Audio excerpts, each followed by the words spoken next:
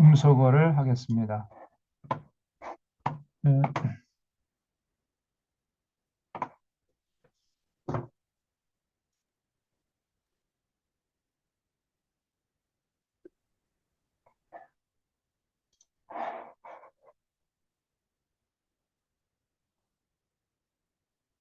음,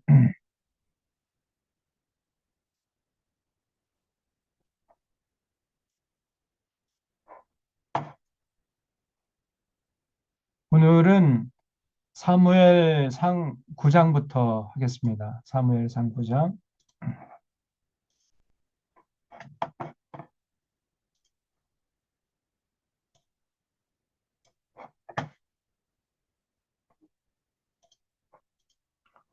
네,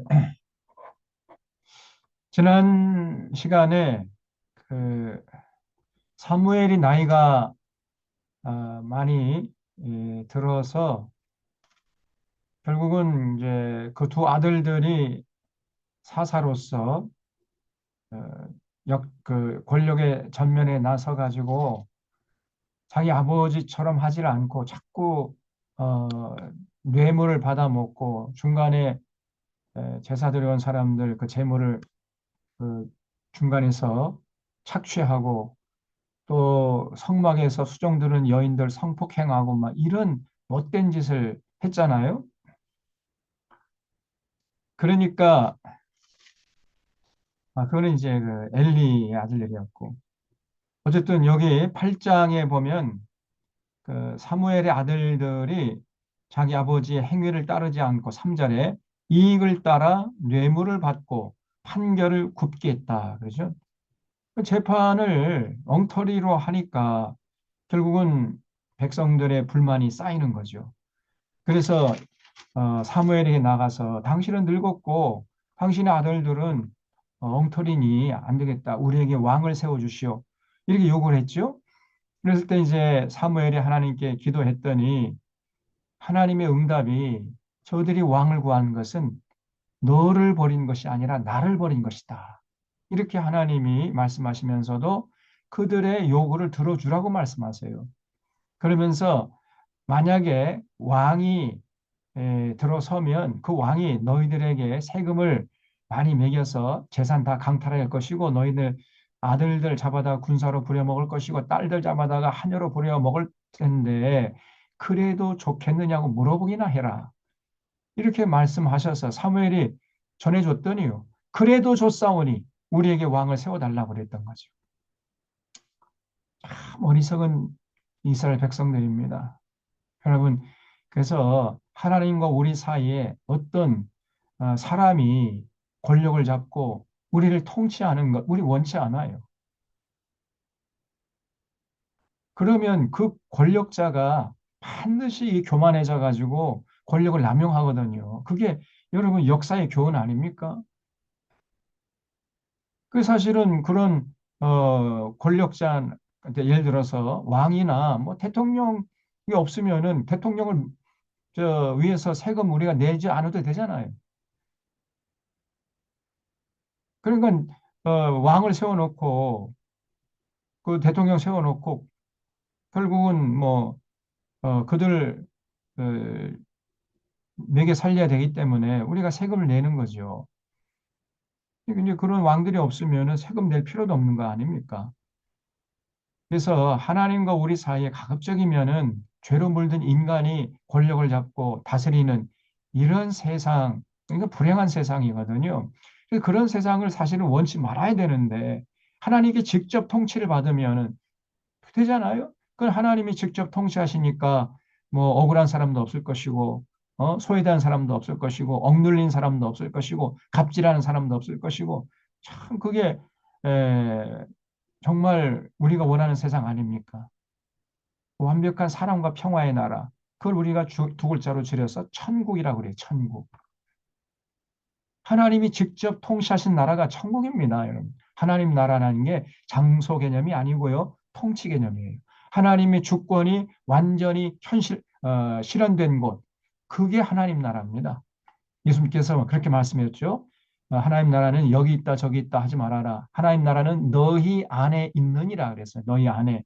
너희 안에 있다는 말은 어, 인류가 우리 마음속에 있다는 얘기가 아니라 어몽류예요. 어몽류.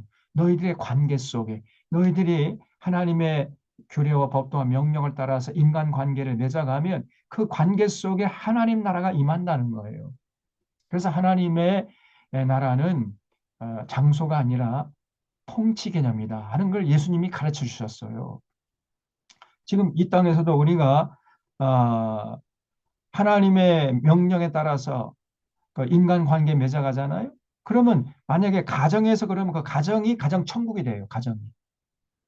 직장에서는 직장 천국이 되는 것이고 교회에서 교회가 바로 이제 그런 하나님의 명령을 따라 살기로 작정하고 모여든 공동체 아닙니까? 그래서 교회가 온전히 하나님의 명령을 따라 살면 그 교회가 천국이 되는 겁니다. 그래서 그 교회는 하나님 나라의 그 그림자다 이런 얘기를 해요. 하나님 나라를 지향하는 공동체인데 하나님 나라를 미리 맛보고 누리는 공동체가 교회예요. 완벽한 하나님 나라는 아니지만은 하나님 나라를 어느 정도 어렴풋하게 느끼고 누리는 맛볼 수 있는 그런 공동체가 그게 교회인 것입니다. 어, 그래서 이 이스라엘 백성들이 직접 하나님의 통치를 받으면 됐는데 어리석게도 사무엘에게 나가가지고 자기들에게 왕을 세워달라는 거예요. 예, 할 수 없이 이제 하나님이 이제 허락을 하셨습니다. 그래서 9장에 보면은 하나님께서 그 처음으로 왕으로 간택한 사람이 누구냐면 사울이에요. 사울.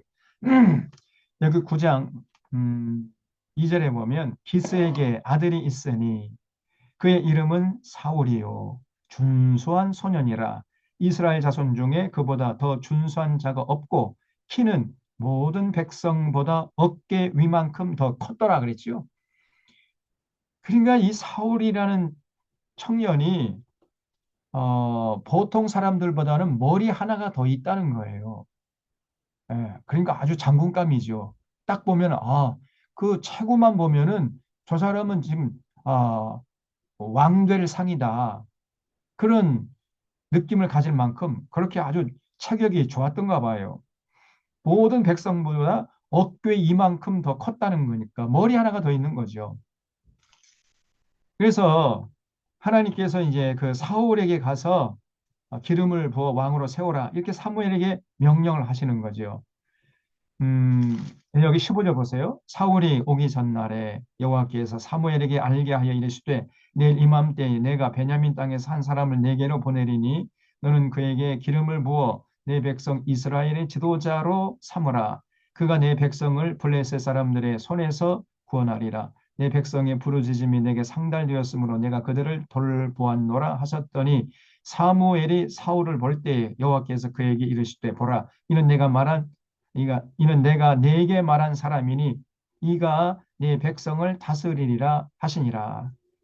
하나님이 사울을 사무엘에게 왕으로 세우라고 이렇게 추천을 한 거죠. 그래서 이제 사무엘이 사울에게 가서 하나님이 당신을 이스라엘의 왕으로 세우라고 합디다. 그래 전해주니까요. 21절 보세요. 사울이 대답하여 이르되 나는 이스라엘 지파의 가장 작은 지파 베냐민 사람이 아니니까 또 나의 가족은 베냐민 지파 모든 가족 중에 가장 미약하지 아니하니까 당신이 어찌하여서 내게 이같이 말씀하시냐니까.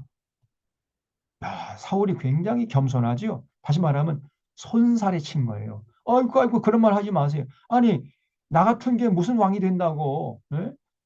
나는 베냐민 지파 출신입니다.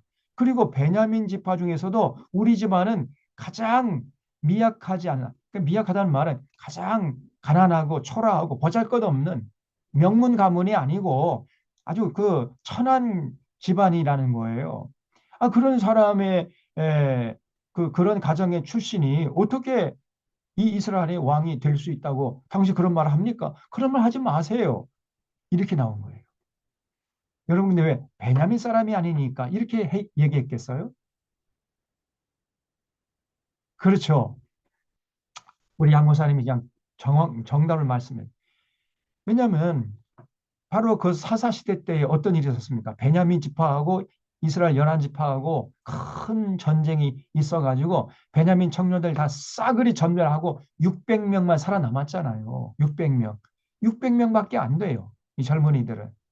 그러니까 다른 11지파에 비해서 베냐민 지파의 쪽수가 굉장히 작은 거예요. 거의 전멸하다시피 했으니 아니 그러한 조그만한 지파에서 무슨 왕이 나옵니까? 이런 얘기죠. 그리고 그 베냐민 지파 중에서도 사울의 집안은 가장 보잘것없는 집안이었다는 거예요. 그런 집안에서 무슨 왕이 나올 수 있습니까? 당신 그런 말 하지 마. 이렇게 이제 손살에 쳤어요. 그러니까 상당히 이때만 해도 사울이 겸손했다는 걸 알 수 있어요. 겸손했어요. 여러분, 겸손이란 게 뭐냐면요. 자기가 서야 할 자리, 자기 처지를 잘 분갈할 줄 아는 사람을 말하는 거예요. 그게 겸손한 사람. 교만한 사람은 누구냐? 자기가 서야 할 자리 그 이상을 자꾸 넘보는 거예요. 그게 교만한 거예요, 이게. 예? 윤석열이 제가 볼 때는 저놈은 저 이런 동사무소 그 이런 동장도 못할 놈이에요. 해서는 안 될 놈이죠. 시정 잡배만도 못한 놈입니다. 저런 게 무슨 대통령 자리를 꿈꾸고 대통령 자리에서 영구 집권을 꿈꿨다니 기가 막힐 노릇이죠. 그 사람 됨됨이 딱 보면 알잖아요. 예? 저는 그 윤석열 후보 나왔을 때부터 손에 왕자 쓰고 다니고 뭐 거들먹거리고 뭐 말 실수를 많이 하고 어떻게 저런 사람이 대통령이냐. 저 사람이 대통령이면 나라 망한다. 난 제가 그 단정했습니다. 이런 건. 제가 대통령 윤석열이 된 후에 그 설교를 들어보면요. 제 예언이 그대로 들어맞았어요. 정말 기가 막힌 노릇이에요. 저는 조금 제가 보니까 사람 보는 눈이 좀 있는 것 같아요. 제가 이렇게 딱 평가하면 거의 맞습니다. 지금까지 역대 대통령 보면은 제가 이 박근혜 대통령이 됐을 때도 그냥 마음에 섬찟했거든요. 이게 무슨 큰 일이 난다. 그리고 박근혜가 대통령이었을 때 그 자기 그 비서실장으로 누굽니까? 우리가 남이가 그 부산 초원 그 초원 에? 초원 복집 초원 복집에서 저 누굽니까? 비서실장 김기춘, 누구죠? 김기춘. 김기춘이. 김기춘이를 비서실장으로 임명했을 때, 야, 이거 이 역사가 이거 잘못되는구나. 이거 정말 이게 국정농단이 됐구나. 제가 그때 벌써 알았습니다. 그래서 제가 설교 시간에도 얘기하고 주변 사람 얘기했는데 그대로 됐잖아요. 이명박이가 됐을 때도 마찬가지예요. 저는 이 우리나라 5천년 역사 이래로 우리 이 역사를 갉아먹는 쥐새끼 같은 놈이다. 제가 그렇게 예언했는데 똑 맞았습니다. 어떻게 그렇게 에, 사람들이 사람 보는 눈이 없는지 예? 한두 마디만 이렇게 해보면 그 사람의 됨됨이가 이게 느껴지지 않습니까? 그러니까 지금 이 사울이 이 당시에 아이고 나는 베냐민 지파 출신이고요. 우리 집안은 가장 베냐민 지파 중에서 미약한 가정인데 어떻게 나 같은 사람이 왕이 될 수 있단 말입니까? 그런 말 하지 마세요. 이런 말을 할 때, 그래도 사람이 그 정신이 올바로 박혀 있잖아요. 근데 이렇게 참 순수했던 사울이 왕이 되자마자 아주 급변해 버립니다. 금방 교만해지는 거예요. 이게 결국은 이제 사무엘상 10장에 보면은 그러거나 말거나 하나님이 그 기름 부어 세우라고 했으니까 사무엘이 이제 10장 1절에 보세요. 기름병을 가져다가 사울의 머리에 붓고 입맞춤에 이르되 여호와께서 내게 기름을 부으사 그의 기업의 지도자로 삼지 아니하셨느냐. 그래서 이제 여러분 왕이라는 게 뭐냐면요. 음, 그 히브리 말로 메시아란 말인데 메시아는 말은 기름 부음을 받은 왕이라는 뜻입니다. 다시 말하면 이제 여기서 기름이라는 거는 올리브 기름입니다. 올리브 기름. 올리브 열매를 해가지고 기름을 짜잖아요. 그래서 왕이 될 사람 머리에 기름을 붓는 거예요. 그러면 그 사람이 이제 메시아가 되는 거예요. 왕이 되는 겁니다. 그래서 사무엘이 사울의 머리에 기름을 부은 다음에 17절 보세요. 사무엘이 백성을 미스바로 불러 여호와 앞에 모으고 이스라엘 자손에게 이르되 이스라엘 하나님 여호와께서 이같이 말씀하시기를 내가 이스라엘을 애굽에서 인도하여 내고 너희를 애굽이 내 손과 너희를 압제하는 모든 나라의 손에서 건져냈느니라 하셨거늘 너희는 너희를 모든 재난과 고통 중에서 친히 구원하여 내신 너희 하나님을 오늘 버리고 이르기를 우리 위에 왕을 세우라 하는도다. 그런즉 이제 너희의 지파대로 1000명씩 여호와 앞에 나오라 하고 사무엘이 이에 이스라엘 모든 지파를 가까이 오게 했더니 베냐민 지파가 뽑혔고요. 베냐민 지파를 그들의 가족별로 가까이 오게 했더니 마드리의 가족이 뽑혔고 그 중에서 기스 아들 사울이 뽑혔으나 그를 찾아도 찾지 못한지라. 왜 찾지 못했냐면요. 사울이 숨어버린 거예요. 여기 22절에 그러므로 그들이 또 여호와께 묻되 그 사람이 여기 왔나이까 여호와께 대답하실 때 그가 짐 보따리들 사이에 숨었다는 거예요. 아이고 나 같은 사람이 왕이 되면 이 나라 망합니다. 막 이래가지고 짐 보따리 속으로 숨어버렸어요. 그 정도로 사울은 자기 처지를 아는 사람이에요.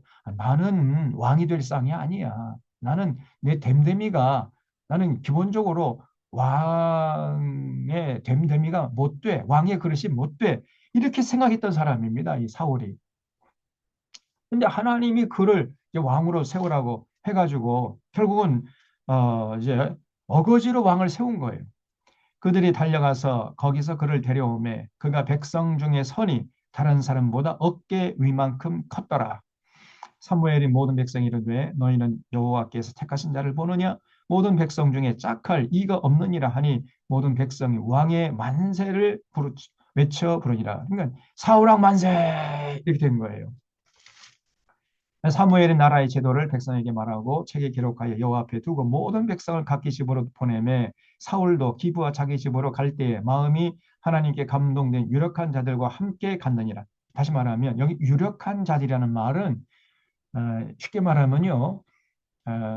그 유지들이라는 유지들, 그 지역의 유지들, 좀 돈이 있고 빽이 있고 힘 있는 이런 사람들이 이제 사울 곁에 딱 달라붙어 가지고 권력에게 아부하는 이런 것들이죠.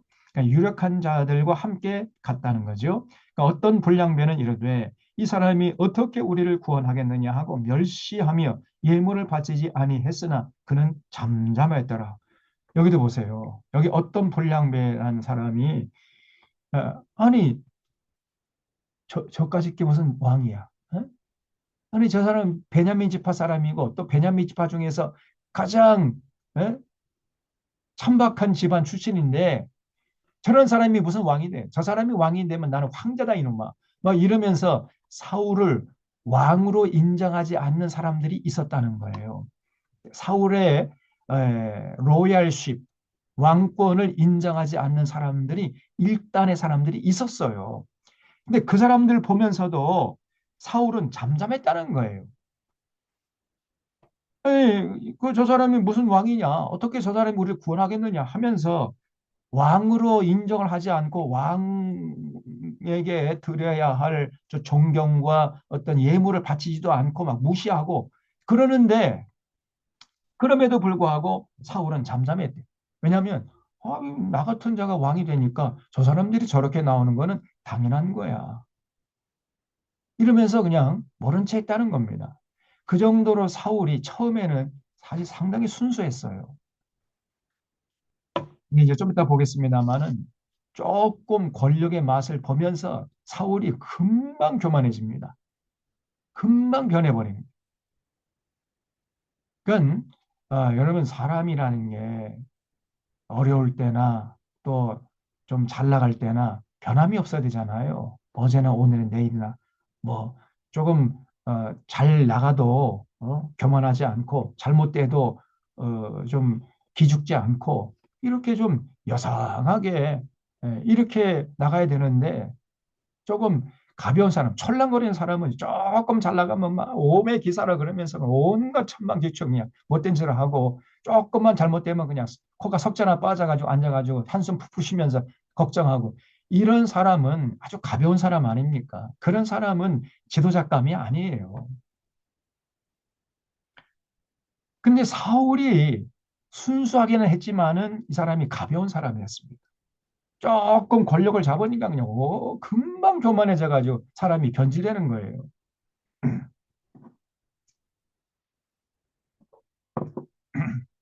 사람이 완장을 차도 어?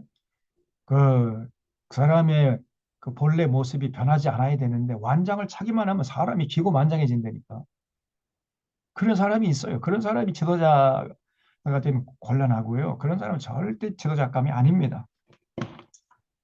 어쨌든 이제 에, 사람들이 뭐 일단의 사람들은 환호하고 뭐 좋아했지만은 또 일단의 사람들은 저까짓 게 무슨 왕이냐 그러면서 사울을 무시했단 말이죠. 그래도 사울은 가만히 있었어요. 11장에 보면은 이제 그때 어떤 일이 있었냐면은 암몬의 왕 나하스라는 사람이 이제 길랄 야베스에 쳐들어가 가지고 길랄 야베스 사람들을 막 못 살게 구는 거예요. 그러니까 어, 야베스 모든 사람 나하스 이르되 우리 언약하자 그리하면 우리가 너를 섬기리라 하니 암몬 사람 나하스가 그들에게 이르되 내가 너희 오른 눈을 다 빼야 너희와 언약하리라. 그러니까 길라 야베스 사람들이 그냥 막 혼쭐이 나가지고 아이고 항복하겠습니다. 좀 제발 살려주십시오. 우리와 협상합시다. 이렇게 이제 나왔는데 이 나하스가요 아니야. 협상 못 받아줘. 너희들 내가 다 잡아가 두 눈을 뽑기 전까지는 협상할 수가 없어. 이렇게 잔인하게 나와요. 응? 여러분 이렇게 잔인한 사람 여러분 절대로 그 인생이 평탄할 수가 없습니다. 사람이 자기가 좀 힘이 있다고 해가지고 응? 갑질하려 해대는 이런 사람은 나중에 피눈물을 흘리게 돼 있어요. 윤석열이 똑같은 놈이잖아요. 네. 자기가 권력을 줬다고 지금 대통령 놀이하다가 쿠데타까지 지금 그래서 영구 집권하려고 하는 거 아닙니까? 지금 이 나하스가 아니 길랏 야베 사람이 항복하겠다고 협상하자고 그러는데도 그 협상을 못 받아주겠다는 거예요. 내가 니놈들 다 두 눈을 뽑아야 그 후에 내가 언약하겠다. 이렇게 잔인하게 나오니까 이제 길랏 야베 사람들이 안 되겠다 해가지고 사람을 이제 사울에게 보내가지고 이 참 암몬 사람이 쳐들어와서 우리를 다 잡아 죽이려고 하니 제발 빨리 와서 좀 도와주십시오. 이렇게 이제 원고를 요청한 거예요. 그래서 어,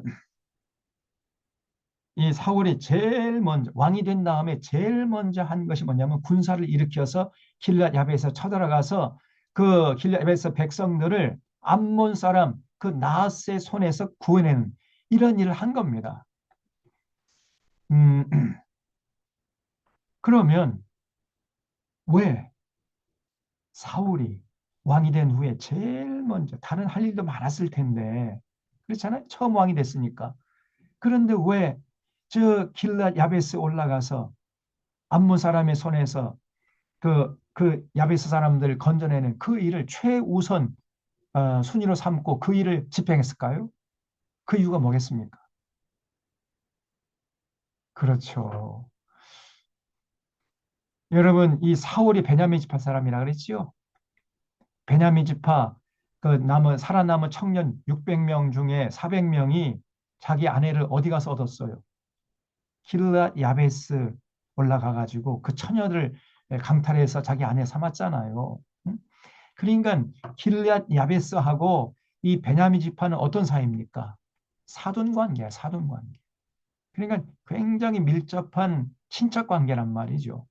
그래서 자기 친척이 자기 아내들 전부 아닙니까? 아내들 집안들이 지금 저 암몬 사람들에게 지금 다 죽을 판인데 그러니까 사울이 군사를 일으켜 가지고 그 길 앞에서 쳐들어가서 그 암몬 사람 나핫의 손에서 건져내 준 거예요. 그리고 이제 돌아왔던 겁니다.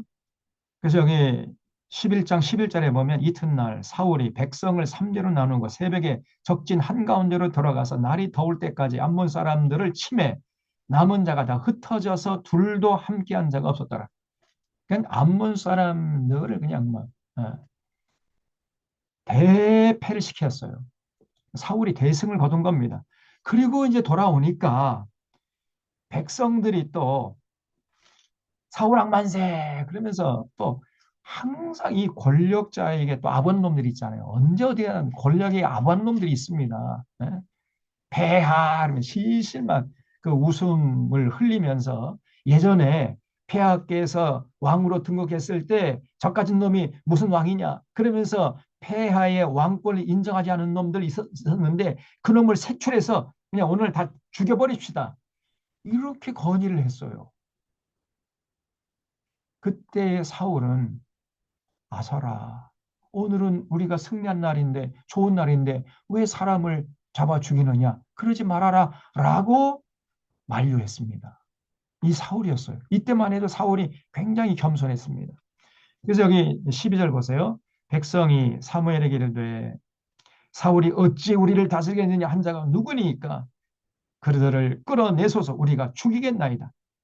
항상 이런 놈들이 있다니까요. 오버하는 놈들이 있어요. 권력자에게. 예? 그러니까 사울이 이르되 이 날에는 사람을 죽이지 못하리니 여호와께서 오늘 이스라엘 중에 구원을 베푸셨음이니라. 이렇게 나온 거예요. 오늘은 우리가 승리한 날이고 좋은 날인데 왜 사람을 죽이느냐? 그러지 말아라. 이렇게 이제 물리쳤다는 거예요.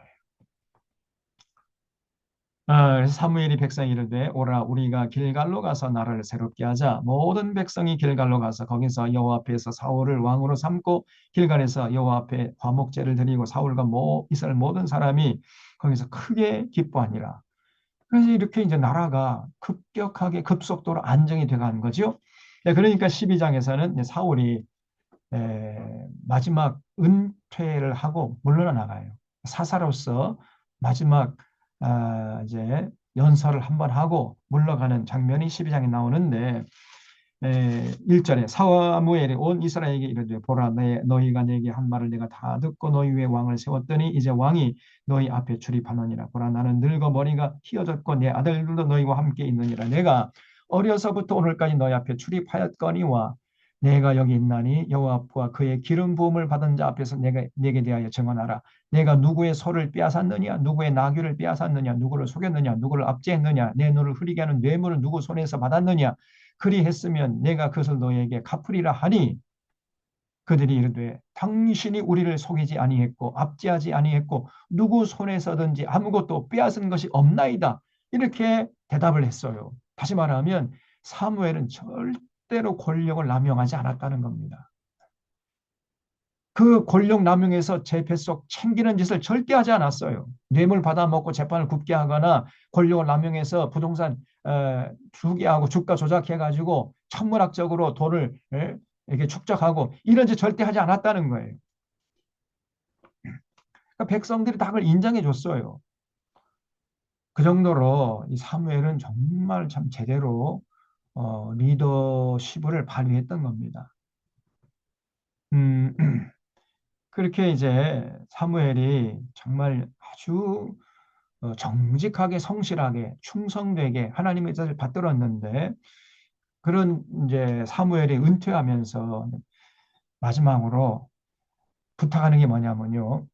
14절 보세요. 너희가 만일 여호와를 경외하여 그를 섬기며 그의 목소리를 듣고 여호와의 명령을 거역하지 아니하며 너희와 너희를 다스리는 왕이 너희 하나님 여호와를 따르면 좋겠지만은 너희가 만일 여호와의 목소리를 듣지 아니하고 여호와의 명령을 거역하면 여호와의 손이 너희의 조상들을 치신 것 같이 너희를 치실 것이라. 너희는 이제 가만히 서서 여호와께서 너희 목전에서 행하시는 이 큰 일을 보라 그랬어요.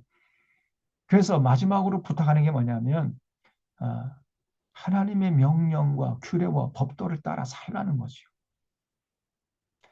그렇게 살면 사회가 평안하고 개인들은 행복하고 국력은 부강해지고 그런데 만약에 그렇지 않으면은 개인은 불행해지고 사회는 불안해지고 국력은 약화돼 가지고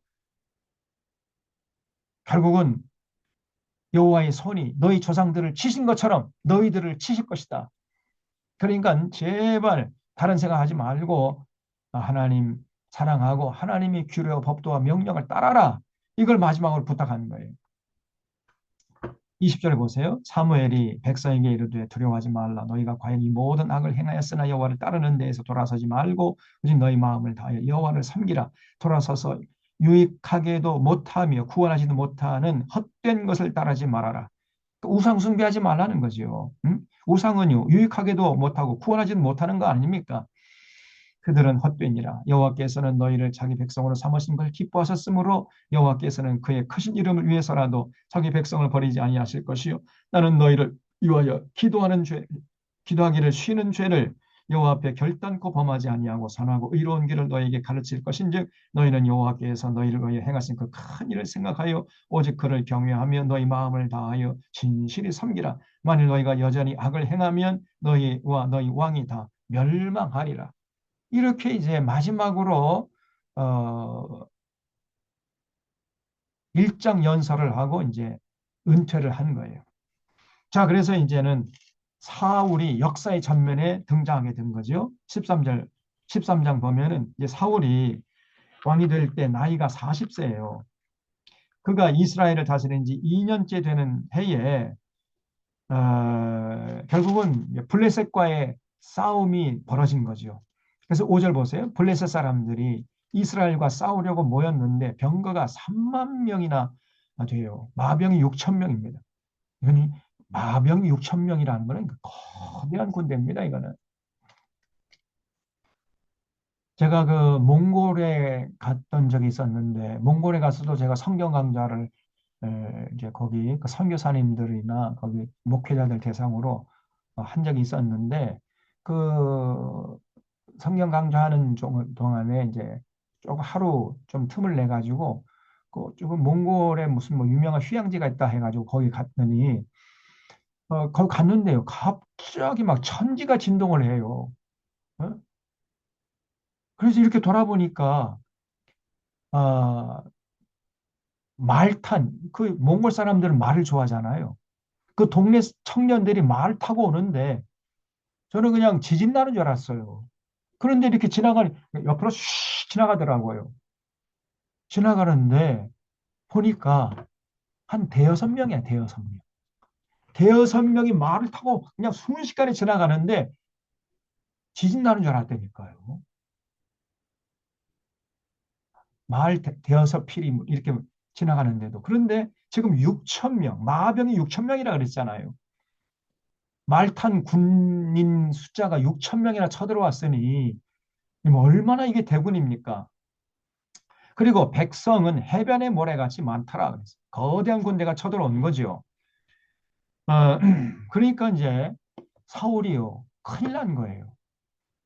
그래서 빨리 제사 드리고 나가서 전쟁을 해야 되는데 아니 당시에 그 제사장은 이제 여전히 사무엘이었죠. 사사로서 활동하고 있었으니까 사무엘이 안 보이는 거예요. 그래서 애딴 모르겠다. 예? 마음은 급하고 사무엘은 보지도 않고 그러니까 자기가 제사장 노릇까지 하면서 제사를 드려버린 거예요. 이 사울이란 자가. 벌써 이때부터 이제 교만기가 나옵니다. 그 제사를 다 드린 다음에 사무엘이 도착해 보니까 벌써 제사가 끝났어요. 그 당신 이거 뭐한 짓이요, 이게? 아니, 당신은 뭐 보이지도 않고 지금 블레셋 군대는 쳐들어오고 내가 그래서 급해가지고 그냥 내가 제사장 노릇 해가지고 제사 드렸습니다. 이렇게 얘기하는 거예요. 사무엘이요. 그냥 버릇같이 화를 냅니다. 이게 8절 보세요. 사울은 사무엘이 정한 기한대로 이래 동안을 기다렸으나 사무엘이 길갈로 오지 아니하매 백성이 사울에게서 흩어지는지라. 사울이 이르되 번제와 화목 제물을 이리로 가져오라 하여 번제를 자기가 제사장 노릇하면서 번제 드려. 이 번제를 드리려면 반드시 제사장 사무엘이 있어야 되는 건데 사무엘이 없으니까 지가 제사장 노릇한 거예요. 근데 번제 드리기를 마치자 사무엘이 온지라 사울이 나가 맞으며 무난하며 사무엘이 이르되 왕이 행하신 것이 무엇이냐 하니 사울이 이르되 아니 백성은 내게서 흩어지고 당신은 정한 나라 안에 오지 않고 블레 사람은 믹마스에서 모였음을 내가 봤으므로 이에 내가 이르기를 블레 사람들이 나를 치러 길갈로 내려오겠거늘 내가 여호와께 은혜를 간구하지 못하였다 하고 부득이하여 번제를 드렸나이다. 이렇게 핑계를 대요 이 사람이. 예? 그러니까 사무엘이 사울에게 이르되 왕이 망령되이 행하였도다. 아이고요, 사무엘이요. 추상 같습니다. 그냥 그 말이. 예? 왕이 망령되이 행했나이다. 예. 왕이 하나님 여호와께서 왕에게 내리신 명령을 지키지 아니하였도다. 그리하였더라면 여호와께서 이스라엘 위에 왕의 나라를 영원히 세우셨을 것이거늘 지금은 왕의 나라가 길지 못할 것이라. 여호와께서 왕에게 명령하신 말을 왕이 지키지 아니하였으므로 여호와께서 그의 마음에 맞는 사람을 구하여 여호와께서 그를 그의 백성의 지도자로 삼으셨느니라 하고 사무엘이 그냥 쌩 하고 일어나 가지고요. 의자를 팍 차고 나가서 문을 꽝 닫고 나가버렸어요. 그래서 길갈에서 떠나 베냐민 기브아로 올라가니라. 그러니까 할 수 없이 사울이요. 코가 이제 석자나 빠져가지고 그래도 블레셋 군대가 쳐들어왔으니까 자기가 또 그래도 왕이 아닙니까? 군사를 이끌고 이제 블레셋과 싸우러 나가는 거죠. 그러니까 군대들을 숫자를 헤아려 보니까 여기 15장 하반절에 사울이 자기와 함께한 백성의 수를 세어보니 600명 가량, 600명. 600명 가지고 어떻게 싸웁니까? 저쪽은 지금 병거가 3만이고 마병이 6천 명이나 쳐들어왔는데 이 쪽수가 안 되잖아요. 그러니까 게다가 당시에 블레셋 사람들은 전부 다 손에 철병기를 들고 있었어요. 손에 칼을 들고 쇠로 만든 칼을 들고 있었는데 이스라엘 이 사울의 군대의 군인들은요 고작 들었다는 게 뭐냐 막대기야 몽둥이 여기는 막대기 몽둥이 들고 나가 싸우는데 저 블레 사람들은 전부 다 칼을 들고 나가 싸우자는 거예요. 그러니까 무기 차원에서 이게 게임이 안 되는 거죠. 전쟁은 여러분 무기 싸움 아닙니까? 무기가 좋아야 되는 거죠. 왜냐하면은 그 블레셋 나라는 이미 철기 문화에 접어들었는데 이스라엘은 여전히 철기 문화에 맛도 못 보고 여전히 뭐 그냥 그 원시 시대를 벗어나지 못하는 이런 상황이 있었던 거예요. 그래서 여기 19절 보세요. 그때에 이스라엘 온 땅에 철공이 없었습니다. 그래서 이는 블레셋 사람들이 말하기를 히브리 사람이 칼이나 창을 만들까 두렵다 하였습니다. 다시 말하면 블레셋 문화는 벌써 철기 문화 속에 접어들었는데 블레셋 사람들이 저 이스라엘 히브리 사람들이 철기 문화를 접하면 우리가 곤란해. 그래가지고 철기 문화가 전파되지 않도록 꽁꽁 지키고 보호했다는 거예요. 그래서 온 이스라엘 사람들이 각기 보습이나 삽이나 도끼나 괭이를 버리려면 블레셋 사람에게로 내려갔었는데 그러니까 그런 어떤 칼이나 삽이나 도끼나 괭이를 이제 얻으려면은요 블레셋 지역으로 가서 그 사람들이 만들어 놓은 것을 이제 사와야 했단 말이죠. 왜냐하면 이스라엘은 그 철기 문화가 아직 도입이 안 됐으니까 옛날에 그 일제가 아니라 그 뭡니까 그 임진왜란 때 여러분 우리는 활로 싸웠잖아요. 근데 일본 놈들은 벌써 그 외국의 신신문음을 발해가지고 총기가 있어요. 총이 있었잖아요. 총하고 어떻게 활하고 싸웁니까? 예? 이 게임이 안 되잖아요. 무기가 벌써 달랐어요. 그래서 우리가 그냥 파죽지세로 당하지 않았습니까? 무기가 중요한 건데 저 블레셋 사람들은 전부 다 뭐 칼로 무장하고 있는데 그런데 이스라엘 사람들은 뭐 몽둥이 가지고 싸우니 뭐 게임이 안 되죠. 숫자도 적은데 21절에 또 곧 그들이 괭이나 삽이나 쇠스랑이나 도끼나 쇠채찍이 무딜 때에 그리했으므로 싸우는 날에 사울과 요나단과 함께한 백성의 손에는 칼이나 창이 없고 오직 사울과 그의 아들 요나단에게만 있었더라. 사울과 요나단만 칼을 쥐고 있고 나머지 전부 다 막대기 가지고 나가서 싸우자는 이게 되겠습니까? 이게 전력이 상대가 안 됐던 거죠. 그러니까 사울이요 너무너무 두려운 거예요. 그래서 나가서 싸울 생각을 못하고 성체를 만들어 놓고 그 안에 들어가서 그냥 꼼짝 안 하고 있는 거죠. 그러니까 이게 전쟁이 끝나지도 않고 안 끝나지도 않고 지지부지하고 되니까요. 14장에 보면 이제 어느 날 이 사울의 아들 요나단 굉장히 용감한 아들이 있었어요. 요나단이 자기 그 병졸 하나 데리고 단기 필마로 그 저 블레셋 진영에 들어가 가지고 그냥 용감하게 싸우는 거죠. 그래서 여기 14장 3절에 보면 쭉 넘어가서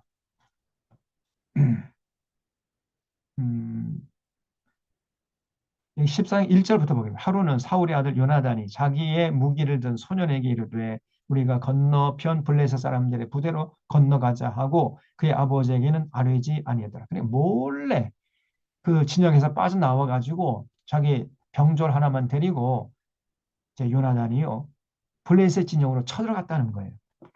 6절에 요나단이 자기의 무기를 든 소년에게 이르되 우리가 이 할례 받지 않은 자들에게로 건너가자 여호와께서 우리를 위하여 일하실까 하노라 여호와의 구원은 사람의 많고 적음에 달리지 아니했느니라.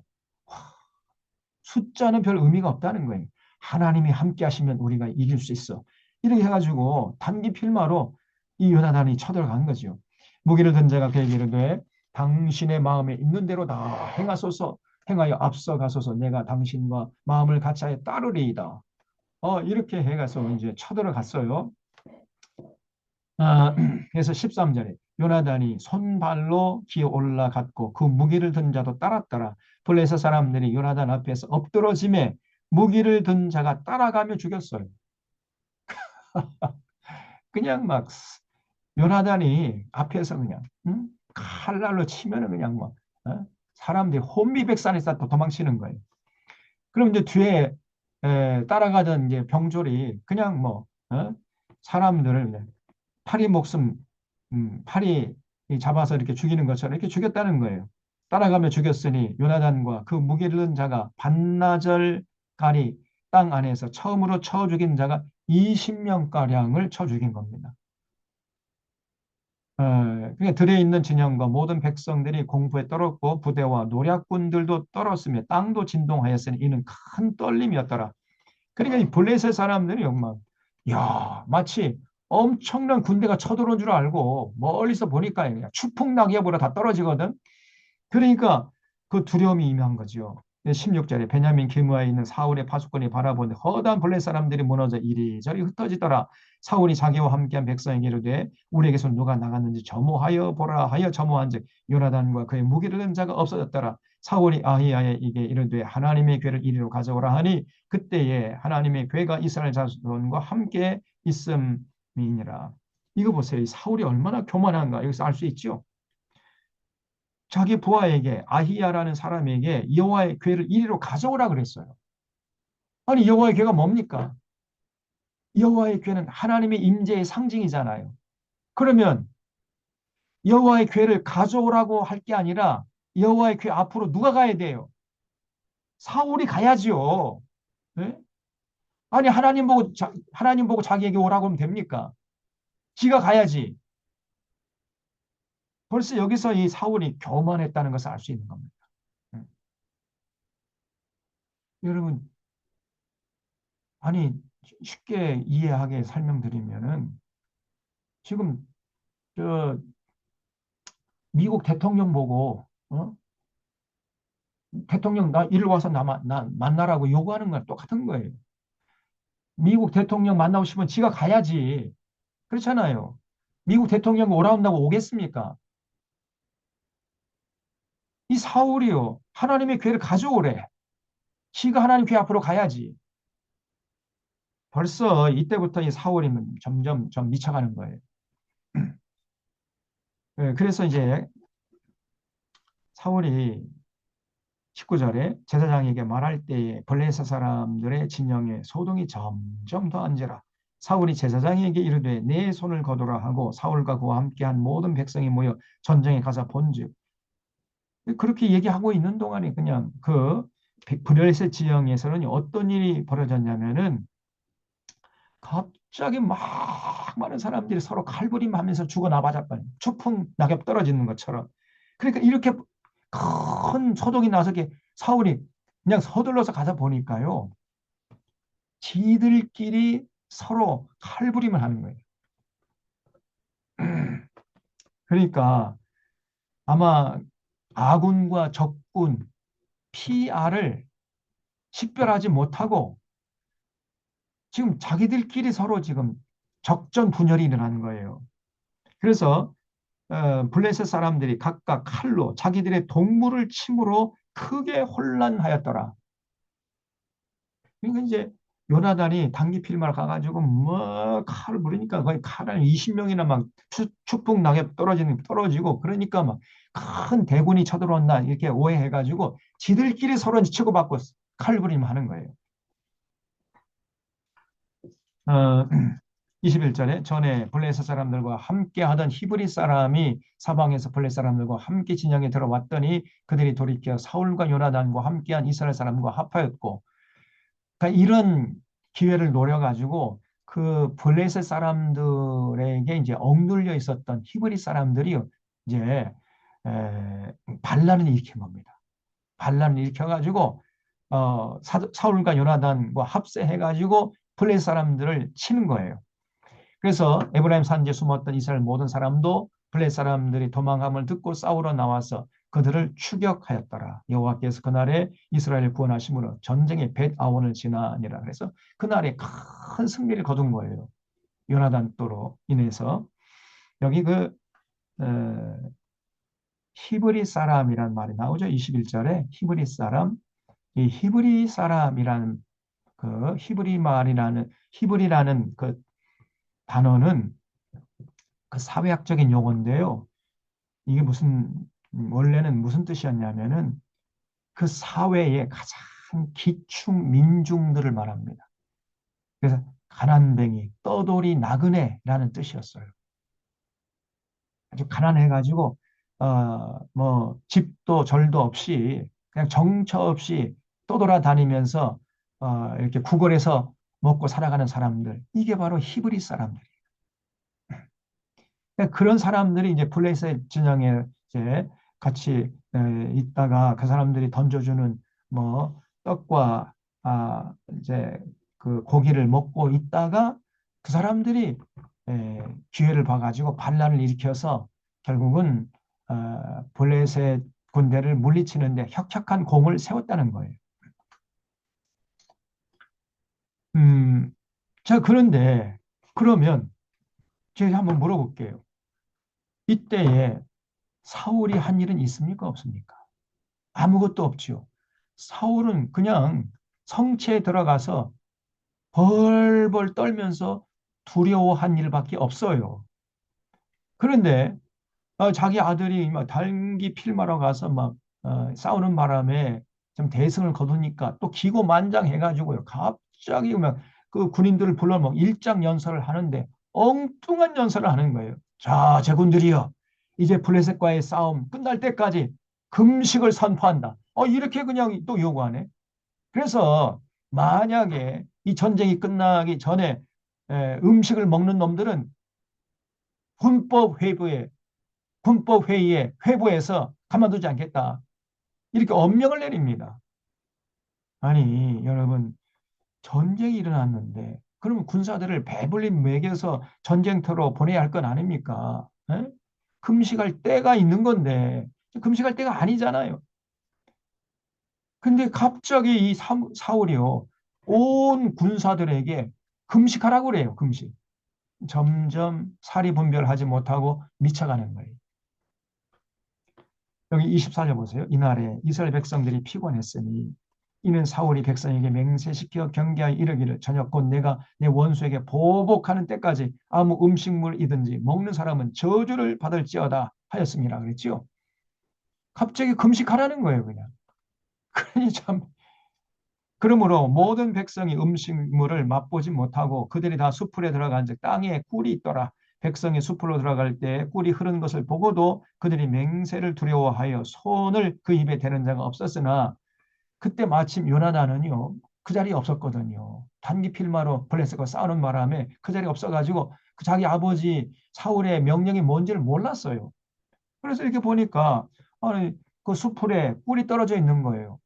이 석청이죠. 그 석청을 찍어 먹은 겁니다. 이게 나중에 문제가 돼가지고 사울이 군법 회의에 회부해서 자기 아들을 죽이겠다는 거예요. 아니, 요나단이 전쟁 영웅이잖아요. 자기는 뭐 성체 들어가가지고 무서 벌벌 떠는 밖에 하지 않은 놈이 다 전쟁에서 이기고 나니까 전쟁 영웅인 자기 아들을 죽이겠다고 덤벼들어. 정말 미쳐가는 거예요. 사리 분별을 못합니다. 그래서 여기 27절은 요나단이 아버지가 자기 백성에게 맹세하여 명령할 때 듣지 못했으므로 손에 가진 지팡이 끝을 내밀어 벌집에 꿀을 찢고 그의 손을 돌려 입에 대며 눈이 밝아졌어요. 꿀을 먹으니까 원기가 회복되는 거지요. 자, 이렇게 이제 어, 결국은 아버지의 명령을 부지중에 어긴 거죠. 몰랐는데 뭐. 근데 이제 이걸 또 문제 삼은 거야. 전쟁이 다 끝난 다음에. 그래서 43절 보세요. 사울이 요나단에게 이르되 네가 행한 것을 내게 말하라. 요나단이 말하여 이르되 내가 다만 내 손에 가진 지팡이 끝으로 꿀을 조금 맛보았을 뿐이오나 내가 죽을 수밖에 없나이다. 이렇게 나와. 아버지가 명령했으니까 내가 그러면 죽어야지요. 참, 이 효성도 참 지극하지요. 이 요나단은 정말 어떻게 그런 아버지 밑에 이런 훌륭한 아들이 태어난지 말이죠. 이렇게 이제 나오니까 사울이 이르되 요나단아 네가 반드시 죽으리라. 그렇지 않으면 하나님이 내게 벌을 내리시고 또 내리시길 원하노라. 이 멍청한 놈이 자기 아들을 그 전쟁 영웅 훌륭한 아들을 죽이려고 그래요. 그러니까 백성이 뜯어 말립니다. 백성이 사울에게 말하되 이스라엘의 이 큰 구원을 이룬 요나단이 죽겠나이까? 결단코 그렇지 아니하나이다. 여호와의 살아계심을 두고 맹세하옵나니 그의 머리털 하나도 땅에 떨어지지 아니할 것은 그가 오늘 하나님과 동역하였음이니이다. 아니 이 당신의 아들 요나단은 이렇게 목숨 걸고 죽기 살기로 싸워가지고 블레셋 군대를 물리쳤는데 당신은 한 일이 뭐요? 예?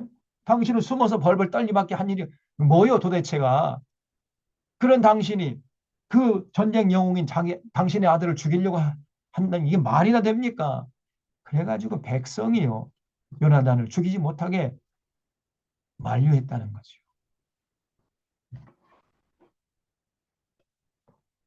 이런 어처구니 없는 짓을 사울이 하려고 그래요.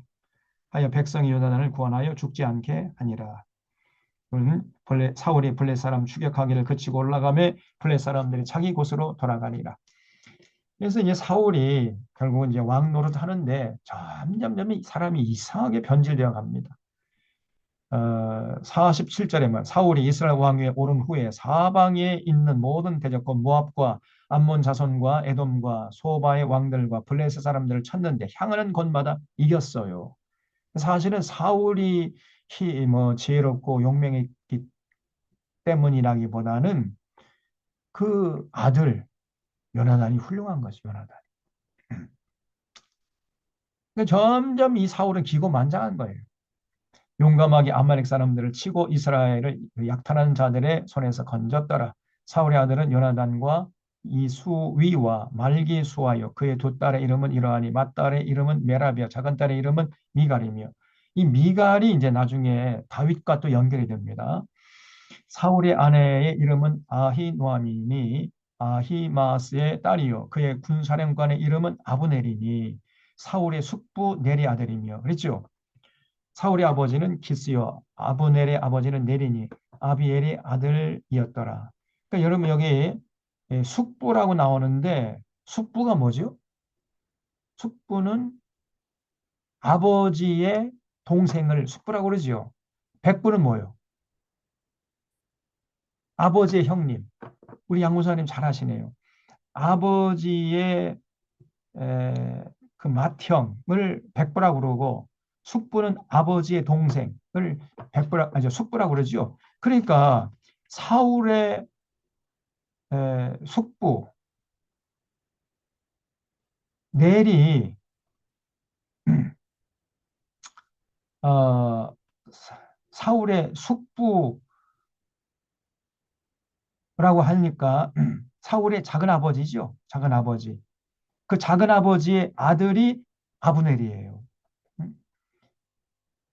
그러니까 사울과 아브넬과는 어떤 관계입니까? 그 사울의 그러니까 그 아브넬의 아버지가 사울의 작은 아버지였고, 그렇죠? 어 그리고 사울의 아버지는 기스인데 기스하고 그 넬하고는 그 형제간이고, 그렇죠? 그러니까 기스는 그 기스가 낳은 아들은 사울이었고, 그렇죠? 그리고 그 아브네 저 뭐요? 넬이 낳은 아들은 아브넬이고, 그래서 그 그리고 이제 기스와 또 넬은 어, 기스가 형이고 넬이 동생이었고 이렇게 됐단 말이죠. 그러면 뭡니까? 사울과 아브넬은 그렇죠. 사촌관이죠. 사촌관. 사울간에. 그래서 사울이 군대 장관으로 아브넬을 세운 거예요. 군대 장관으로. 군사령관 이름이 아브넬이다. 굉장히 밀접한 사돈관 아니 사촌 관계였어요. 그 52절. 근데 이 아브넬이 상당히 출중한 장군이었습니다. 나중에 보겠습니다. 사울이 사는 날 동안에 블레셋 사람과 큰 싸움이 있었으므로 사울이 힘센 사람이나 용감한 사람을 보면 그들을 불러 모았더라. 자, 그다음에 15장에 보면 이제 하나님께서 사울을 불러가지고 아말렉을 진멸하라고 명령하세요. 음, 여기 15장 1절에 사무엘이 사울에게 이르되 여호와께서 나를 보내 왕에게 기름을 부어 그 백성 이스라엘 위에 왕으로 삼으셨으니 이제 왕은 여호와의 말씀을 들으소서. 만군의 여호와께서 이같이 말씀하시기를 아말렉이 이스라엘에게 행한 일고 애굽에서 나올 때 길에서 대적한 일로 내가 그들을 벌하노니. 그러니까 아말렉을 하나님이 진멸하라고 명령하신 이유가 뭐냐면 아말렉이 이스라엘에게 행한 일 때문이라는 거죠. 여러분 이스라엘 백성들이 출애굽할 때 아무런 무장도 하지 않고 애굽에서 나왔잖아요. 아주 급하게 나왔잖아요. 그때에 그 이스라엘 백성들을 괴롭힌 족속이 바로 아말렉 족속이에요. 아무런 무장도 하지 않는 이스라엘 백성들 그 배후를 급습해가지고 강탈하고 약탈하고 수탈하고 겁탈했던 이런 족속이 아말렉 족속입니다. 그래서 하나님이 그 아말렉 족속에 행한 그 일을 기억하고 사울에게 그 아말렉 족속을 진멸하라고 명령하신 거예요. 그러면은 그 시간적인 간격이 그 출애굽하고 지금 사울 그 시대하고 그 시간적인 간격을 따지면요. 약 500년의 시간적인 간격이 있어요. 다시 말하면 하나님이 500년 전에 아말렉 족속이 이스라엘 백성들에게 한 그 못된 짓을 그 잔인한 짓을 기억하고 사울에게 그 복수하라고 그 대가를 지불하게 하라고 명령하신 겁니다. 우리 하나님은요 참 무서운 분이십니다. 아니 그렇게 민간인이 정말 죽을 고생에다가 애굽에서 나왔으면은 옆에서 지켜보던 아말렉 족속 도와줘야지. 예? 좀 무장하지 않았다고 해가지고 그 배후를 급습해가지고 강탈하고 약탈하고 수탈하고 겁탈하고 이런 짓 하면 되겠습니까? 도와주지를 못할 망정 어떻게 이럴 수가 있냔 말이에요. 하나님이 그걸 다 지켜보고 계시고 500년 후에 사울에게 아말렉 족속의 죄값을 받게 하라 이렇게 명령해. 그래서 다 진멸하라 그랬어요. 한 놈도 살려주지 말고 왕이 야 대소신료들 그 가축들까지 다 싸그리 진멸해라 이렇게 명령했습니다. 아주 무서운 명령이에요. 그래서 3절에 지금 가서 아말렉을 쳐서 그들의 모든 소유를 남기지 말고 진멸하되 남녀 남자뿐 아니 여자도 또 소와 갓난아기도 다 죽여라. 야 우리 하나님 무섭지요? 근데 이것만 뭐 야, 하나님 너무 잔인한 아니 갓난아기가 무슨 죄가 있다고 갓난아기 죽이라고 했나? 근데 그 하나님이요 그 정도로 이 아말렉 족속 그 출애굽한 이스라엘 백성들을 괴롭혔던 그거를 하나님이 그렇게 크게 보시는 거예요. 남녀와 소아와 젖 먹는 아이와 우양과 낙타와 나귀 다 죽여라. 다 진멸하라고 명령하신 거예요. 그런데 사울이 이런 하나님의 준엄한 명령을 한 귀를 고 한 귀로 흘려버려요. 그냥 다 죽이지 않고 다 살려줘 버려요. 그래서 여기 7절에 보면 사울이 하윌라에서부터 애고방 술에 이르기까지 아말렉 사람을 치고 아말렉 사람의 왕 아각을 사로잡고 칼날로 모든 백성을 진멸했으되 사울과 백성이 아각이 사실 아말렉 족속의 왕 아닙니까? 왕 대표진데 이 대표자를 살려줘요.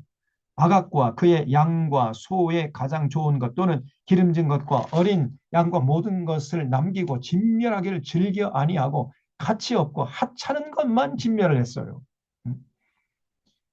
벌써 이 사울이 하나님의 명령을 한 길 읽고 한 기로 흘려버리잖아요. 이게 교만의 극치입니다. 교만의 극치. 취사 선택해서 받아들이는 거. 이게 교만한 거죠. 지가 마음에 맞으면 받아들이고 좀 마음에 안 맞으면 딱 거부해버리고. 이거 곤란하죠. 국힘당 저놈들이 지금 헌재하는 게 뭐 못마땅해가지고 지들 마음에 맞으면 뭐 좋다고 그러고 안 맞으면 항의하고 이런 것들이 어디 있습니까? 그래서 이제 하나님께서요 기가 찬 거예요. 원래 이 사울이라는 사람이 원래는 참 사람이 착하고 순수했는데 왜 저렇게 갑자기 변했지? 날마다 하나님이 근심하는 거예요. 근심. 그래서 여기 10절에 보면 여호와의 말씀이 사무엘에게 임하니라 이르실 때 내가 사울을 왕으로 세운 것을 후회하신다. 우리 하나님이 후회 잘 안 하시거든요. 예. 하나님이 왜 후회하시겠습니까? 근데 이때 하나님이 후회하세요. 하나님이 후회했다는 말은 성경에 거의 없는데 한 두세 번 나옵니다. 창세기에 보면 하나님께서 사람을 지어서도 후회해죠. 창세기 6장에 보면 워낙 사람이 하나님의 뜻을 받들지 않고 온갖 못된 짓 하니까 내가 왜 사람을 지었던 거. 그래서 하나님이 후회하는 장면이 나와요. 그리고 두 번째가 여기 나옵니다. 하나님께서 사울을 왕으로 세운 것을 후회하세요. 후회하노니 내가 그가 돌이켜서 나를 따르지 아니하며 내 명령을 행하지 아니하였음이니라 하신지라. 사무엘이 근심하여 온 밤을 여호와께 부르짖니라. 그래서 이제 사무엘이요 사울을 찾아갔어요. 사울을 찾아가서 아니 당신 왜 이런 짓을 했어? 응? 제일 처음에 딱 가니까요. 아, 하나님 명령대로 우리가 다 진멸했습니다. 그래요? 그러면 저렇게 내 귀에 들리는 저 양의 소리, 그 말의 소리는 이게 뭐요? 가축들의 울음소리는 뭐요? 아, 그거는 백성들이 하나님께 제사 드릴 때 사용하자고 조금 남겨둔 겁니다. 또 이 거짓말을 합니다, 이게. 입만 열면 거짓말을 해야 돼요. 또 여기 14절 보세요. 사무엘이 이르되 그러면 내 귀에 들려오는 이 양의 소리와 내게 들리는 소의 소리는 어찌 됨이니까 하니라. 사무엘이 이르되 그것은 무리가 아말렉 사람에서 끌어온 것인데 백성이 당신의 하나님 여호와께 제사하려 하여 양들과 소들 중에서 가장 좋은 것을 남겨둔 겁니다. 헤헤헤. 이렇게 나오네 또 이놈이. 아유. 그러니까요. 17절에 사무엘이 이르되 왕이 스스로 작게 여길 그때에 이스라엘 지파의 머리가 되지 아니하셨나이까. 예? 그러니까 사울이요 스스로 작게 여길 때가 있었잖아요. 그때 겸손했습니다. 순수했고 그때 하나님께서 이스라엘 지파의 왕이 되겠어요. 여호와께서 왕에게 기름 부어 이스라엘 왕을 삼으시고 여호와께서 왕을 길로 보내시며 이르실 때 가서 죄인 아말렉 사람을 진멸하되 더 없어지기까지 치라 하셨거늘 어째서 왕이 여호와의 목소리를 정종하지 아니하고 탈취하기만 급하여 여호와께 악하게 여기시는 일을 행하셨나이까. 사울이 사무엘이 이르되 나는 실로 여호와의 목소리를 청종하여 여호와께서 보내신 길로 가서 아말렉 왕 아각을 끌어왔고 아말렉 사람을 진멸했지만은 다만 백성이 자꾸만 모든 책임을 백성에게 돌리는 거예요. 백성에게. 음. 그 마땅한 멸할 것들 중에서 가장 좋은 것으로 길갈에서 당신의 하나님 여호와께 제사하려고 양과 소를 끌어왔나이다. 자꾸 거짓말해. 사실은 지가 탐나가지고 살려둔 거를 백성 책임이라고 지금 돌리는 겁니다. 입만 열면 거짓말해야 되는 게 이제부터는. 그러니까 사무엘이 이르되 여호와께서 번제와 다른 제사를 그의 목소리를 청종하는 것을 좋아하심 같이 좋아하시겠나이까. 순종이 제사보다 낫고 듣는 것이 순양의 기름보다 나으니 이는 거역하는 것은 점치는 죄와 같고 완고한 것은 사신 우상에게 절하는 죄와 같음이라. 왕이 여호와의 말씀을 버렸으므로 여호와께서도 왕을 버려 왕이 되지 못하게 하셨나이다. 버렸다 화를 내요. 거의 순종이 제사보다 낫고 듣는 것이 수양의 기름보다 낫다. 그걸 추쳐 주십시오. 여러분 이거 꼭 마음에 기억해야 됩니다. 우리 하나님은 삶의 현장에 나가서 하나님의 뜻을 받들어 사는 것을 매 주일만 나와서 예배드리는 것보다 더 귀하게 여기신다는 거예요. 그래서 오늘날로 말을 바꾸면은 삶의 현장에서 하나님의 뜻을 받드는 것이 매주일 교회 나와서 예배드리는 것보다 훨씬 더 가치 있는 일이라는 거예요. 순종이 제사보다 나은 거예요. 그리고 하나님 말씀을 이렇게 경청하는 거, 잘 듣는 것이 수양의 기름. 이 수양의 기름을 우리말로 요즘 말로 바꾸면 뭐겠습니까? 헌금 수천만 원 하는 것보다 하나님 말씀을 경청하는 것이 훨씬 더 가치 있는 것이라는 겁니다. 예? 그래서 중요한 것은 우리가 하나님의 말씀을 잘 듣고 마음에 새기고 삶의 현장에 나가서 그 말씀대로 살아가는 거예요. 그러면 사실은 그렇게 살아가는 삶 자체가 하나님 앞에 나와서 100번 예배 드리는 것보다 훨씬 더 가치 있는 것이라는 겁니다. 그렇다고 제가 뭐 예배 빠지라 그런 얘기 아니에요. 무슨 제가 무슨 뜻을 하는 얘기인지 이해가 되죠? 순종이 제사보다 나은 거예요. 결국은 우리 삶의 현장에서 하나님을 받들기 위해서 이런 종교적인 행위도 다 하는 것입니다. 그 신앙의 꽃은 우리 삶의 현장에서 꽃 피워야 돼. 교회당에서 꽃 필 수가 없어요. 교회당은 하나님께 제사 예배 드리는 것은 그는 과정이지 거기가 신앙의 종착점이 아니에요. 신앙의 종착점, 우리 삶의 현장에서 하나님의 뜻을 받들어 살아가는 그 삶의 현장입니다, 여러분. 그 예배 드리면서 하나님의 음성을 들었고 하나님의 그 말씀을 들으면서 진리를 깨달았으면은 그 진리를 마음에 새기고 삶의 현장에서 실천을 해야죠. 그게 순종인데 그 순종이 예배 드리는 것보다 100배가 더 낫다는 거예요. 근데 이 사울은요, 제사는 열심히 드려, 제사는. 근데 순종은 안 해. 오늘 한국 교회도요, 예배는 얼마나 열심히 많이 드는지 몰라. 예배 중독에 딱 빠져 있다니까. 오전 예배 드리고, 오후 예배 드리고, 수 예배 드리고, 또 돌아서서 뭐, 금요 철야기도 하고, 뭐, 새벽 예배하고, 얼마나 예배 많이 드는지 몰라요. 그런데 문제는 뭐냐? 순종은 안 해. 예배는 많이 드리고, 자주 드리고, 깊이 드리고, 뭐, 그런다는데, 삶의 현장에서는 세상 사람보다 더 세속적으로 살아가 버리잖아요. 그런 그 뭡니까 그게? 그런 예배는 하나님께서 분노하십니다. 순종이 제사보다 나은 거예요. 어, 그래서 하나님께서 이제 에, 당신을 버렸습니다. 그래서 왕이 되지 못하게 하셨나요? 이렇게 얘기를 해버려요. 사무엘이.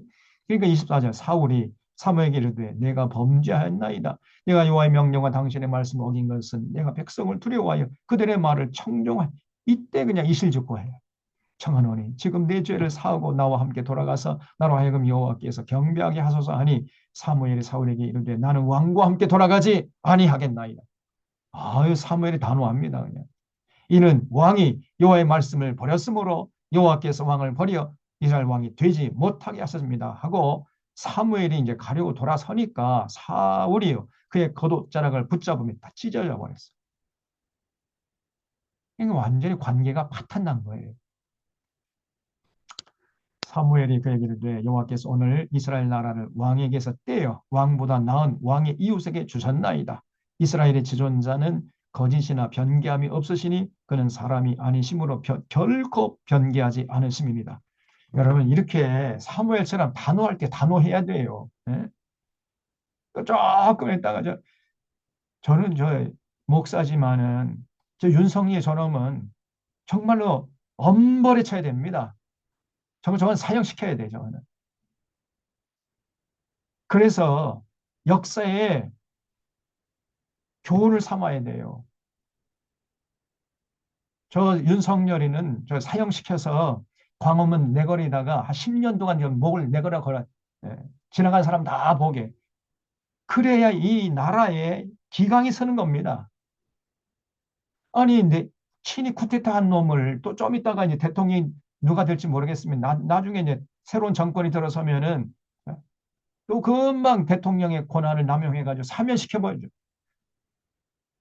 그래가지고 잘 먹고 잘 살고 평생 호의호식다가 죽게 만들면 안 됩니다. 그러면 누가 친히 쿠데타 하는 걸 두려워하겠어요. 저 전두환이 저놈을 절대 사면시키면 안 되는데 김대중 대통령이 사면시켜버렸잖아요. 이거는 김대중 대통령의 정말 큰 잘못입니다. 제가 김대중 대통령 존경하지만은 이것만은 정말 받아들일 수가 없어요. 너무나 큰 잘못을 저지른 거. 그러니까 그 이후에 계속 대통령들이 다 그냥 이 나라 국정농단을 했던 대통령 전부 다 사면시켜줬어요. 그 전두환이 사면시켜줬죠. 또 이명박이 사면시켰죠. 박근혜 사면시켰죠. 그러니 대통령이 돼가지고 누가 국정농단 내 유혹에 빠지지 않겠어요. 다 잘못해도 좀 있으면 나 금방 뭐 사면 되는데 어떤 전문가가 얘기하는데 대통령들이 전두환이나 박근혜, 이명박이 그 사실은 무기징역 사형까지 받은 거 아닙니까? 전두환이는. 근데 감옥에 있는 기간을 따져보니까 평균 4년이래, 4년. 4년 만에 전부 다 사면 받아 복권된 겁니다. 저 같아도요, 쿠데타 하는 거 아무런 두려움 없이 하겠어요. 다 나중에 사면 받는데 뭐. 그래서 이번에는 일벌백계로 해가지고 절대 저는 윤석열이 사면시키면 안 됩니다. 저거는 빨리 어, 총살령을 시키든지 군인들은 총살시키지요. 아니면 민간이나 하면은 단두대 이슬로 사라지게 만들어야 돼. 그래서 저 윤석열의 목을 광화문 내거리에 내걸어 가지고 한 10년 동안 내리지 말아야 됩니다. 그래야 이 땅에 억울한 사람들의 그 사무친 원한이 풀릴 거예요. 그 하나님의 분노가 풀립니다. 그래야. 지금 하나님이 이 나라를 향한 이 분노가 하늘을 지금 찌르고 있다니까요. 그래서 저 윤석열이와 그 일당들, 그 중요 임무 종사자들, 저놈들을 전부 다 그 11명 정도 장군들 또 이 국힘당 이것들 다 사형시켜가지고 저 광화문 내거리에 다 한 10년 정도 내걸을 때 그때 하나님의 이 사무친 분노가 풀릴 겁니다. 그때 이 대한민국의 역사가 제대로 굴러가게 될 거예요. 사무엘이 단호하잖아요. 나는 당신과 절대로 돌아가지 않겠다. 좀 이렇게 단호한 좀 지도자가 있으면 좋겠는데. 그리고 이제 사무엘이요. 뭘 했냐면 32절에 보면은 이제 사울이 살려둔 아각, 이 아각이라는 놈의 목을 베버려요. 32절에 사무엘이 이르되 너희는 아말렉 사람의 왕 아각을 내게로 끌어오라 하였더니 아각이 즐거이 오며 이르되 진실로 사망의 괴로움이 저라다. 이게 무슨 말이냐면 아이고 사무엘에게 가니까 나 살았다. 사무엘이 자기를 살려줄 줄 알았던 거예요. 아주 그냥 희생의 만면에 에, 그, 들어가지고 이렇게 이제 사무엘에게 오니까 사무엘이 이르되 네 칼이 여인들에게 자식이 없게 한 것 같이 그러니까 이 아각이라는 놈이 수많은 사람을 죽였잖아요. 그래서 여인에게 자식이 없게 했잖아요. 그런 것처럼 여인 중 내 어미에게 자식이 없으리라 하고 그가 길갈에서 여호와 앞에서 아각을 찍어 쪼개니라 그랬어요. 아각의 목을 베버렸어요, 사무엘이. 이렇게 좀 단호해야 됩니다. 단호할 때는. 예? 이거는 개인적인 차원이 아니에요. 사람이 착하고 뭐 거칠고 그런 차원이 아니라 나라의 정의를 세우는 차원에서 지도자가 행동을 해야 되는데 이 김대중 대통령이 이걸 잘못했단 말이에요. 김대중 대통령이 정말 훌륭한 일을 많이 했는데 옥의 티가 저 전두환이를 저놈을 살려준 거예요. 자기는 막저 성군이다 막 이렇게 칭송을 받을지 모르지만은 이 역사에 아주 나쁜 교훈을 남긴 거 아닙니까?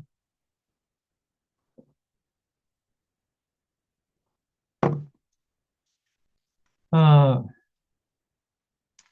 그리고 이제 34절에 이에 사무엘은 라마로 가고 사울 기브와 자기 집으로 올라가니라. 사무엘이 죽는 날까지 사울을 다시 가서 보지 않았어요. 절대로 사무엘은 사울을 이제 왕으로 인정하지 않았다는 겁니다. 이는 그가 사울을 위하여 슬퍼함이었고 여호와께서는 사울을 이스라엘 왕으로 삼으신 것을 후회하셨더라. 그래서 날마다 이제 사무엘이 사울을 생각하기만 하면 막 걱정이 되고 앞으로 나라가 어떻게 될 것인가 눈물로 하나님께 기도하고 있을 때 하나님께서 사무엘에게 찾아가가지고 야 사무엘아 너 왜 자꾸 울고 있어? 너 그리고 사울을 위해서 기도하고 있는 사울을 위해서 더 이상 기도하지 마라. 내가 이미 그를 버렸어. 이렇게 말씀하세요. 참 무서운 얘기입니다. 우리 하나님은요 쓰시다가도 교만하면 그냥 버려요. 그래서 교만은 패망의 선봉입니다. 다시 말하면 교만은 패망의 선봉이다. 이 말이 무슨 얘기거든요. 패망하기 전에 먼저 오는 게 교만이라는 거예요.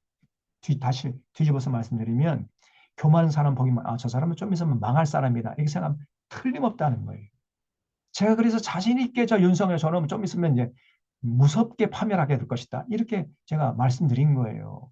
예? 저 윤석열이가 얼마나 교만합니까? 저는 반드시 파멸돼 있어요. 교만은 패망의 선봉이에요. 하나님 말씀이 틀림없이 맞습니다. 그래서 하나님께서 내가 이미 저를 버렸으니까 너 사울에서 더 이상 기도하지 마라. 기도도요, 때가 있습니다. 윤석열이가 저 회개해달라. 이런 기도하지 마세요. 그런 나이브한 기도, 그 잘못된 기도야, 그거는. 하나님, 저 윤석이 어서 속히 하나님의 심판받아서 비참하게 죽게 해주시옵소서. 이렇게 기도해야 됩니다. 16장 1절에 여호와께서 사무에게 이르시되 내가 이미 사울을 버려 이스라엘 왕이 되지 못하게 했거늘 네가 그를 위해 언제까지 슬퍼하겠느냐 이놈아. 어? 너 이렇게 앉아서 울면서 사울에서 기도하는 그 시간에 빨리 어, 저, 저, 내가 새로운 왕을 준비해 놨으니까 이세 집에 가봐, 이세. 이세 집으로 보내, 하나님이. 그래서 이제 사무엘이 기도하다 말고 눈물 뚝 그치고 이세 집으로 갔어요. 그래서 6절 보세요. 그들이 오매 사무엘이 그 이세의 아들이 이제 다 모여가지고 이제 면접을 보는 거예요. 왕이 될 상을 다 이렇게 이제 면접을 봅니다. 제일 그 큰 아들이 엘리압이에요. 사무엘이 엘리압을 보고 마음에 이르기를 여호와의 기름 부으실 자가 과연 주님 앞에 있도다 하였더니 여호와께서 사무엘에게 이르실 때 그의 용모와 키를 보지 말라.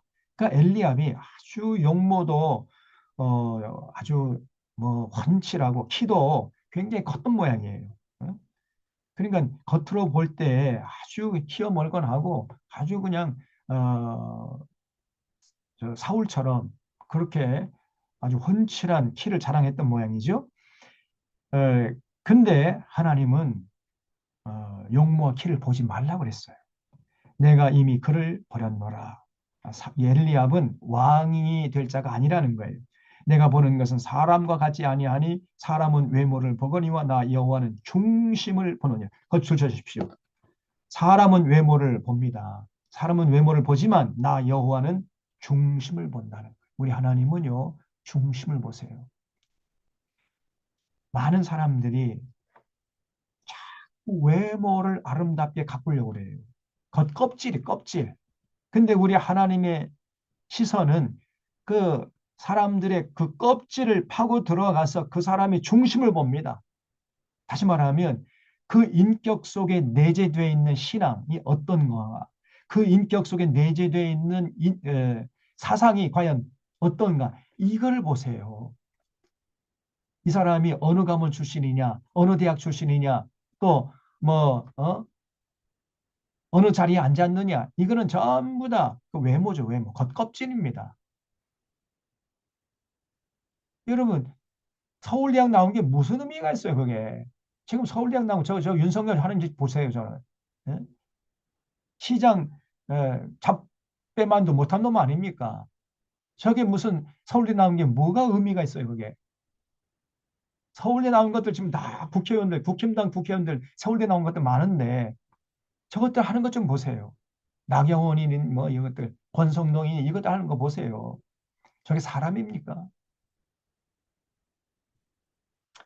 그래서 여러분 절대 외모 가지고 따지지 마세요. 어느 대학 출신이냐, 어? 어느 가문 출신이냐, 아무것도 중요한 게 아닙니다. 어느 자리에 앉았느냐, 이건 전부 다 외모야. 그 껍질이야, 껍질. 중심은 뭐냐면요, 그 사람의 인격 속에 담겨 있는 신앙과 사상이 어떠하냐, 이게 중요한 거예요. 하나님은 중심을 보십니다, 여러분. 그래서 엘리압이 아니라는 거예요, 하나님이. 사무엘은 엘리압을 보고 마음에 이제 들어가지고 저 사람을 왕으로 세울까 이렇게 생각했었는데 아니야. 엘리압은 왕이 될 상이 아니라는 거예요.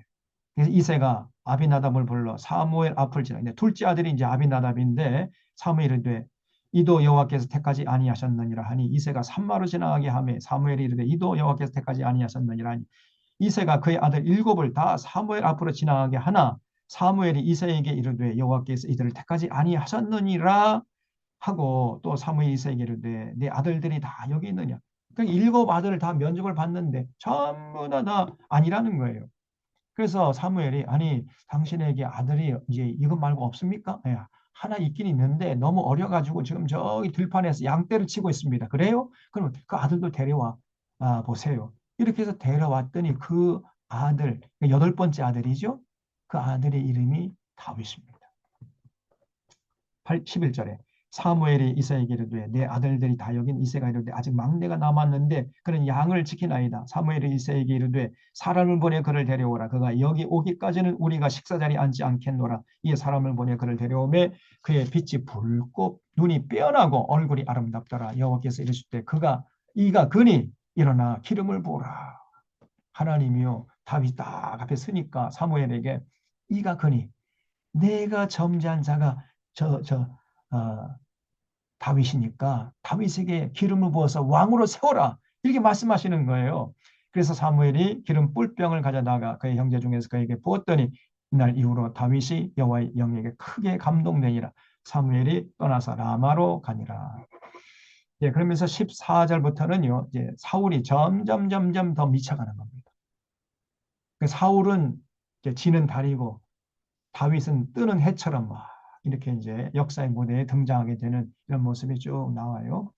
자, 근데 시간이 되어가지고 그 16장 14절 이후부터는 다음 주에 말씀을 드리도록 하겠습니다. 근데 결국은 17장에서 이제 골리앗 사건이 이제 등장해가지고 다윗이 역사의 전면에 등장하는 모습 쭉 나오는데 다음 주에 말씀을 이어서 드리도록 하겠습니다. 자, 이 정도로 하고 기도하고 마치겠습니다. 하나님 아버지,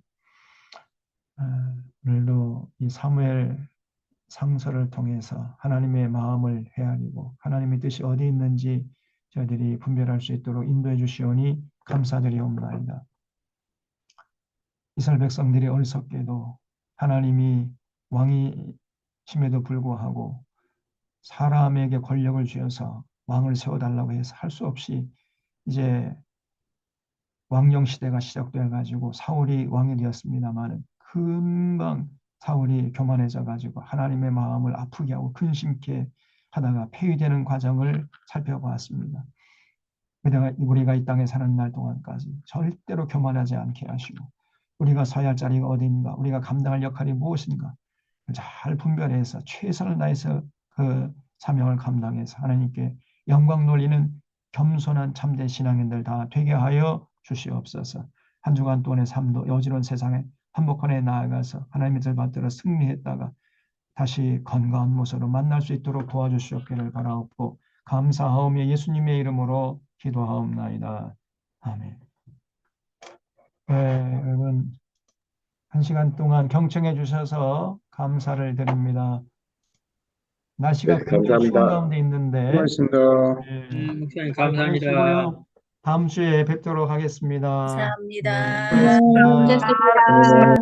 네, 수고하셨습니다. 고맙습니다. 감사합니다.